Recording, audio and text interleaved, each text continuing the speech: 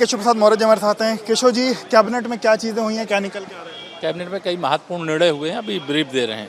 Sir, हर घर तिरंगा का जो कार्यक्रम है सर, उसमें 2 से 15 अगस्त तक पीएम ने तमाम अपीलें की, उसको सर कैसे देखते हैं और क्या? नहीं, ये बहुत बड़ा एक तरह से भारत माता की पूजा करने के समान है। ये एक राष्ट्रीय यज्ञ की तरह है।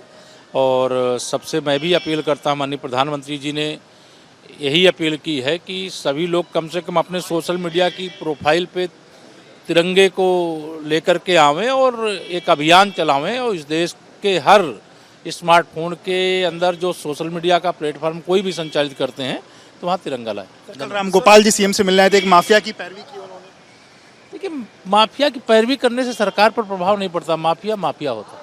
बहुत शुक्रिया बात करने के लिए। तो आप सुन रहे थे केशव प्रसाद मौर्य जी को, जनरल पब्लिक से बातचीत की। वीडियो जर्नलिस्ट जितेश अवस्थी के साथ विवेक नेटवर्क, लखनऊ। मंत्री ब्रजेश पाठक जी इस वक्त हमारे साथ हैं। पाठक जी, कैबिनेट की बैठक खत्म हुई है, किन चीज़ों को लेकर के चर्चा हुई, क्या प्रस्ताव? देखिए, अभी विस्तृत कैबिनेट के बारे में माननीय मंत्री जी बताने जा रहे हैं, लेकिन प्रदेश के चतुर्मुखी विकास के लिए, इंफ्रास्ट्रक्चर को मजबूत करने के लिए बातें हुई हैं और सर्वसम्मत से प्रस्ताव पास हुआ। सर, 2 से 15 अगस्त तक पीएम ने अपील की है सभी से तिरंगा को डीपी में लगाने को लेकर, तो उसको लगाइए, आप भी लगाइए, मैंने भी लगा लिया है। सर, एक चीज़ ये देखिए कि कल रामगोपाल यादव ने सीएम से मुलाकात की और जिसकी पैरवी करनी है वो कहा जा रहा है भूमाफिया है। देखिए, मेंबर पार्लियामेंट और सभी जनप्रतिनिधि माननीय मुख्यमंत्री से मिलते रहते हैं, ये सामान्य प्रक्रिया है। सर, जिस तरीके से जो एमएलसी की जो टिकट सपा ने दिया था वो खारिज होगा और ये कहा गया है कि एज ठीक नहीं, तो उसको कैसे देखते हैं? देखिए, आप जानते हैं कि नामांकन पत्र भरते समय उसमें इस बात का उल्लेख होता है और जो हैंडबुक होती है रिटर्निंग अफसर की, उसमें भी लिखा हुआ है कि सदस्य विधान परिषद के लिए कम से कम 30 वर्ष होना चाहिए, और वहाँ पर उन्होंने 28 वर्ष लिखी थी, ऐसा मुझे बताया गया है और ये काफ़ी दुखद है। मैं कहना चाहता हूँ, समाजवादी पार्टी का जो चेहरा और चाल है, चरित्र कभी बदला नहीं है। गुंडे, माफिया, लफंगे, असामाजिक तत्व, जब उत्तर प्रदेश में सब लोगों ने आदरणीय बहन द्रौपदी मुर्मू जी को समर्थन देने के लिए अपील की थी, समाजवादी पार्टी ने तब उनके पिताजी का अपमान करने वाले आदरणीय यशवंत सिन्हा जी को समर्थन देने का निर्णय लिया था। तब उनको आदिवासी बहन नहीं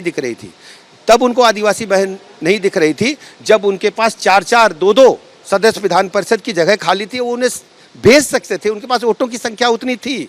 जब सदस्य विधान परिषद के लिए आम चुनाव हो रहे थे, जब बाई इलेक्शन में वो जानते हैं कि हम चुनाव नहीं जीत पाएंगे, हमारे पास वोटों की संख्या नहीं है, एक आदिवासी बहन को चुनाव मैदान में उतार करके उन्होंने केवल मानसिक पीड़ा पहुंचाई है आदिवासी समाज को, पिछड़े समाज को, बैकवर्ड समाज को, दलित समाज को, वंचित समाज को। मैं कहना चाहता हूं समाजवादी पार्टी के बारे में यही कि पहले विवेक मर जाता है जब नाश मनुष्य पर छाता है, पहले विवेक मर जाता है समाजवादी। एक आखिरी सवाल सर, मंकी पॉक्स लेकर के स्थिति क्या है और क्या तैयारी? मंकी पॉक्स के लिए हम पूरी तरह से तैयार हैं, सतर्कता साथ आगे बढ़ रहे हैं, निगरानी करने के निर्देश दिए गए हैं, सभी अस्पतालों में 10-10 बेड आरक्षित कर दिए हैं। और मैं प्रदेश के सभी आम जनता से, नागरिकों से अपील करता हूँ, कृपया यदि कोई सशंकित व्यक्ति मिलता है तो उससे टच मत करें, उसके बिस्तर को मत छुएं और हर स्थिति से निपटने के लिए हमारी सरकार तैयार है।